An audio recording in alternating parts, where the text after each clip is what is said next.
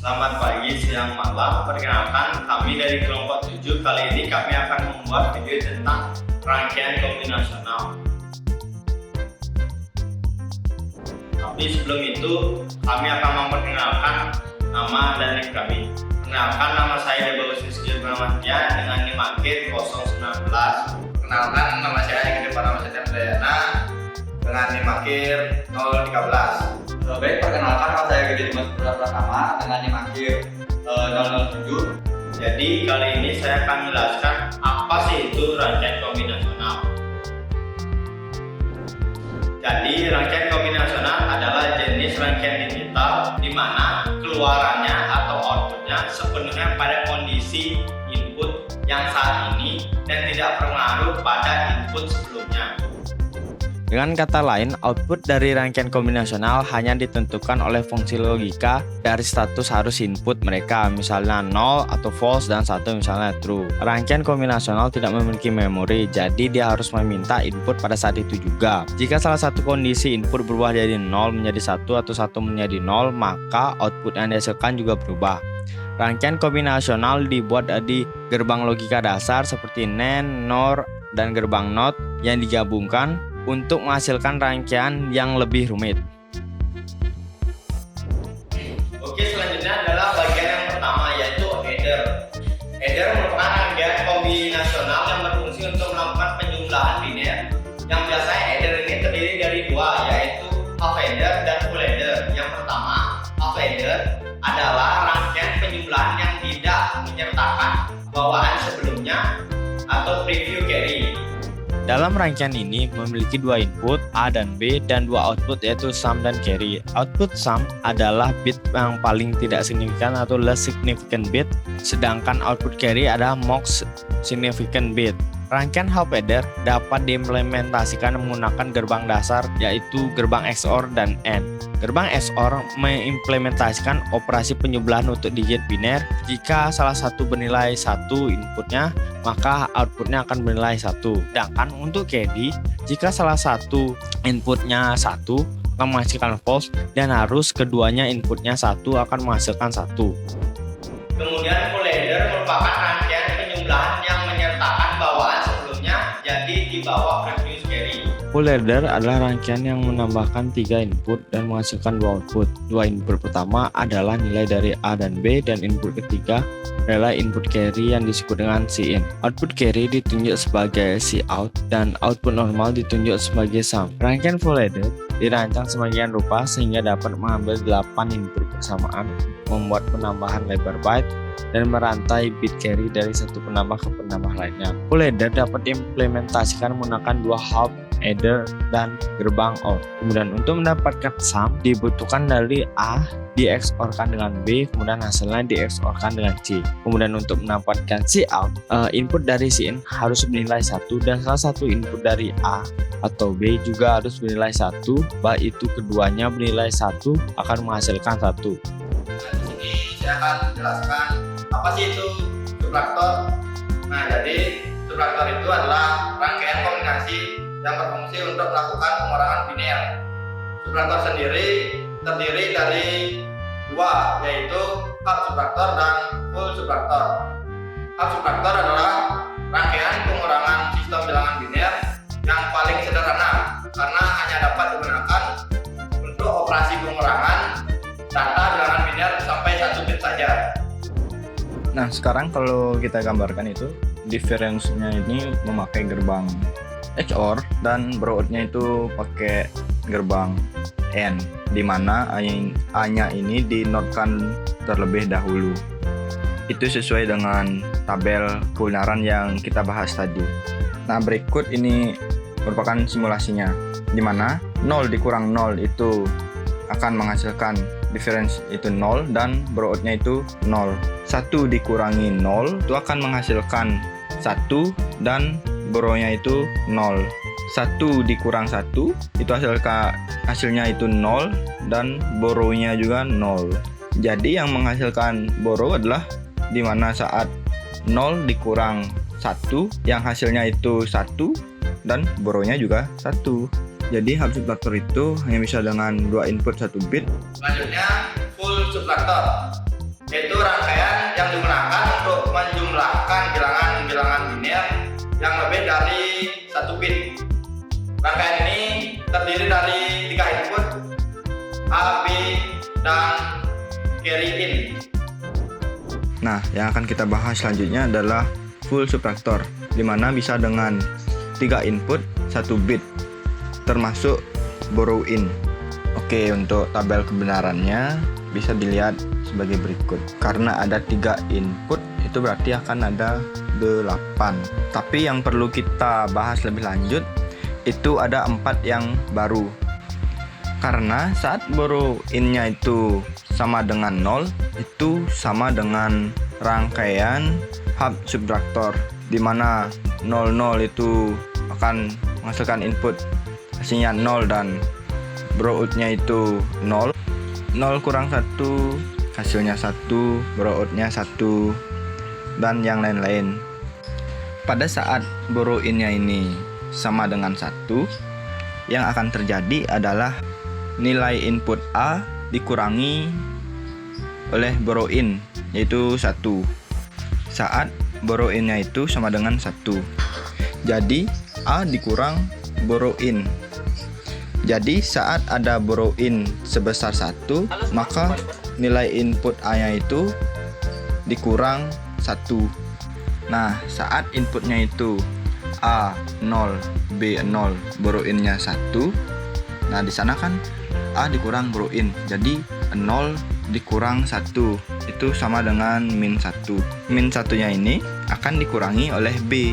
B-nya itu 0. Min 1 dikurangi 0. Nah, di sini kan pengurangnya itu lebih besar daripada yang dikurangi. Jadi min 1 ini harus minjam, sehingga di sini ada borrownya, sehingga menjadi min 1 ditambah 2 lalu dikurangi dengan 0, sehingga hasilnya adalah 1. Jadi saat inputnya itu A sama dengan 0, B sama dengan 0, dan borrow in-nya itu sama dengan 1, itu akan menghasilkan output hasil 1 dan borrow out 1, dan begitu seterusnya. Jadi kesimpulannya itu, saat inputnya 3, yang pertama harus dilakukan adalah A-nya dikurangi oleh borrow in, lalu dikurangi oleh B. Dari nilai kebenaran ini bisa kita buatkan gerbangnya, yaitu sebagai berikut. Untuk difference-nya ini, setelah A dan B masuk ke gerbang XOR, hasilnya ini akan masuk lagi ke gerbang XOR bersama dengan borrow in, sehingga menghasilkan difference. Sedangkan untuk borrow out-nya itu, gerbang terakhirnya itu adalah gerbang OR, di mana yang di-OR-kan itu adalah N dan N. Untuk N yang pertama itu adalah hasil dari XOR pertama, lalu di-NOT-kan dan masuk di gerbang N bersama dengan borrow in. Untuk N yang kedua itu sama dengan hub subtraktor, yaitu dimana A-nya itu di-NOT-kan lalu masuk ke gerbang N bersama dengan borrow in, ralat lalu masuk dengan B ke gerbang N. Nah, NN-nya ini masuk ke gerbang OR sehingga menghasilkan borrow out. Oke, berikut adalah simulasinya. Saat borrow-nya ini itu 0, maka ini akan sama dengan hub subtraktor, yaitu 0 dikurang 0 itu hasilnya 0, 1 dikurang 0 itu hasilnya 1, borrow-nya 0, 1 dikurang 1 itu hasilnya 0, borrow-nya juga 0, 0 dikurang 1 itu hasilnya 1, dan borrow-nya itu 1. Nah, ini sama dengan hub subtraktor. Nah, bagaimana jika borrow in-nya ini 1? Jadi hasilnya itu 0 dikurang 0, maka menghasilkan 1, dan borrow out-nya itu 1. Kenapa ada borrow? Nah, ini karena di sini ada borrow in 1, seperti yang sudah kita bahas tadi. A-nya ini dikurangi 1, sehingga dia meminjam ke depan. Kok ke depan? Karena ada borrow in Jadi nilai A-nya ini berkurang, sehingga saat dikurangi oleh B itu akan menjadi lebih kecil, sehingga dia meminjam seperti yang sudah dijelaskan tadi. Dan begitu seterusnya. Saat A-nya 1, B-nya 0, maka hasilnya itu 0 dan berurutnya itu 0. Saat 1-1 hasilnya juga 1-1. Saat 1-0 hasilnya 0-0. Nah, begitu hasilnya saat beroinnya ini 1. Nah, selanjutnya ada komparator. Jadi komparator itu adalah rangkaian pembanding yang dapat membandingkan dua bilangan A dan B dan menentukan besar relatifnya. Terdapat dua jenis komparator. Nah, yang pertama ada equality atau identify komparator. Nah, komparator ini fungsinya mendeteksi apakah dua buah data biner and bit besarnya sama atau tidak. Equality comparator atau identify comparator adalah rangkaian elektronik yang terbuat dari gerbang logika yang mengambil dua angka biner sebagai input dan menentukan apakah kedua angka biner tersebut sama atau tidak. Untuk gerbang logika yang dipakai di equality comparator adalah gerbang logika XOR dan tabel kebenarannya seperti berikut. Jika salah satu nilai itu yang dihasilkan 0, jadi kedua keadaan itu harus bernilai sama. Yang kedua ada magnitude komparator. Komparator ini fungsinya tidak hanya mendeteksi apakah dua buah data biner and bit besarnya sama maupun tidak sama. Jika tidak sama, komparator ini dapat pula mendeteksi data manakah yang lebih besar dan manakah yang lebih kecil. Komparator magnitudo bekerja dengan membandingkan bit demi bit dari dua ulangan biner, yang mana di komparator ini membutuhkan dua input dan menghasilkan 3 output. Yang mana bisa dilihat dari tabel kebenaran. Output pertama yaitu A lebih besar daripada B, output kedua yaitu A lebih kecil dari B, dan output ketiga yaitu A sama dengan B. Kemudian untuk gerbang logika yang memerlukan 3 gerbang logika yaitu NOT, NAND, dan NOR. Kemudian untuk menghasilkan gerbang logika A lebih besar daripada B, diperlukan gerbang logika A dinotkan kemudian dinenkan dengan B. Kemudian untuk menghasilkan A lebih kecil daripada B, diperlukan not B kemudian dinenkan dengan A. Kemudian untuk menghasilkan A sama dengan B, hasil dari kedua gerbang sebelumnya dinorkan. Selanjutnya adalah multiplexer. Multiplexer sering juga disebut sebagai rangkaian data selektor yang merupakan rangkaian yang berfungsi memilih data digital yang ada pada input dan disalurkan menjadi output dengan bantuan sinyal kontrol. Multiplexer yang merupakan rangkaian logika yang berfungsi untuk memilih data yang ada pada input-inputnya untuk disalurkan ke outputnya dengan bantuan sinyal pemilih atau selektor. Berikut rangkaian dari multiplexer. Inputan multiplexer tergantung dari banyaknya jumlah selektor. Jika ada 2 selektor, maka inputnya dimulai dari 0 hingga 3, seperti pada gambar. Berikut contoh rangkaian multiplexer dengan 4 inputan serta tabel kebenarannya. Pada tabel kebenaran, jika data selektor ini 0, maka outputnya itu D0. Nah, jika selektornya 0, 1, maka outputnya itu D1. Jika selektornya 1, 0, maka outputnya itu D2. Dan jika selektornya itu 1, 1, maka outputnya D3. Seperti pada gambar. Nah, dari tabel kebenaran tersebut ditemukanlah fungsi F sama dengan negasi S1 titik negasi S0 titik D0 plus negasi S1 titik S0 titik D1 plus S1 titik negasi S0 titik D2 plus S1 titik S0 titik D2. Nah, dari fungsi tadi kita dapat mengimplementasikannya menggunakan gerbang logika, di mana dalam gambar tersebut terdapat 4 gerbang AND, 1 gerbang OR, dan inverter. Lalu ada demultiplexer yang sering disebut sebagai rangkaian data distributor yang merupakan rangkaian yang berfungsi mendistribusikan data digital yang ada pada inputnya ke salah satu dari beberapa output yang tersedia. Selanjutnya ada demultiplexer. Demultiplexer merupakan rangkaian yang berlawanan dengan multiplexer. Rangkaian ini hanya mempunyai satu masukan dan memilih satu dari masukan masukannya untuk dikembalikan ke salah satu keluaran. Keluaran yang dipilih tergantung pada sinyal pemilih. Nah, berikut rangkaian demultiplexer dengan 1 input dan 4 output. Berikut tabel kebenarannya.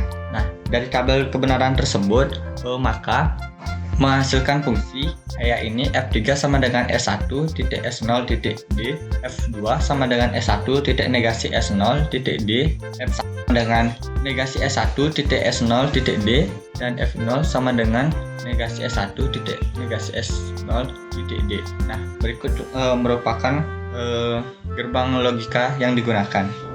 Kemudian encoder. Encoder merupakan rangkaian logika yang berfungsi membangkitkan kode yang dari suatu data yang ada. Dengan kata lain, encoder berfungsi mengubah input dari format data atau bilangan tertentu ke format lainnya.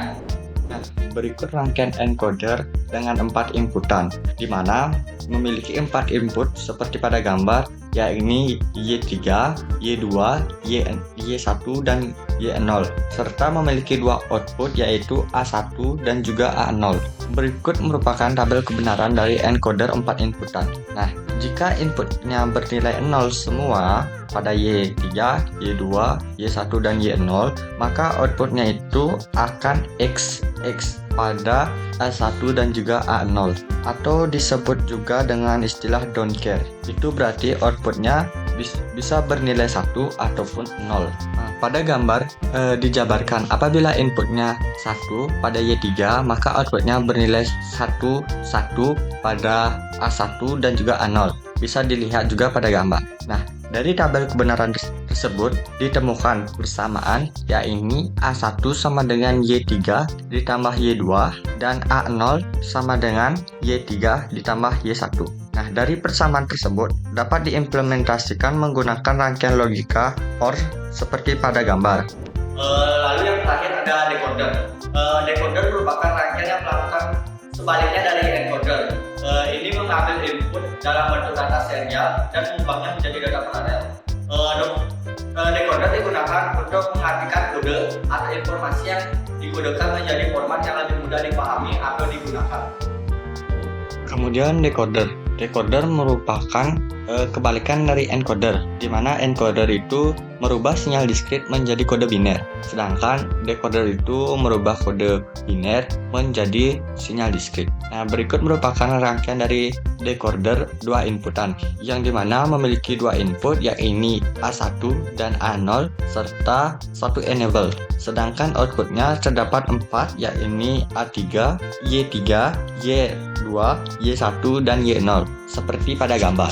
Berikut tabel kebenarannya. Dalam decoder, selain pada input A1 dan A0 juga bergantung pada enable-nya. Karena ini berfungsi untuk mengaktifkan rangkaian tersebut. Dari tabel kebenaran tersebut ditemukan persamaan sebagai berikut, yakni Y3 sama dengan E titik A1 titik A0, Y2 sama dengan E titik A1 titik negasi A0, Y1 sama dengan E titik negasi A1 titik A0, dan Y0 sama dengan E titik negasi A1 titik negasi A0. Nah, dari fungsi tersebut kita dapat mengimplementasikan fungsi tadi menggunakan 4 gerbang N yang masing-masing memiliki 3 inputan dan 2 inverter seperti pada gambar. Oke, sekian dari video kelompok 7. Kami ucapkan terima kasih dan dadah.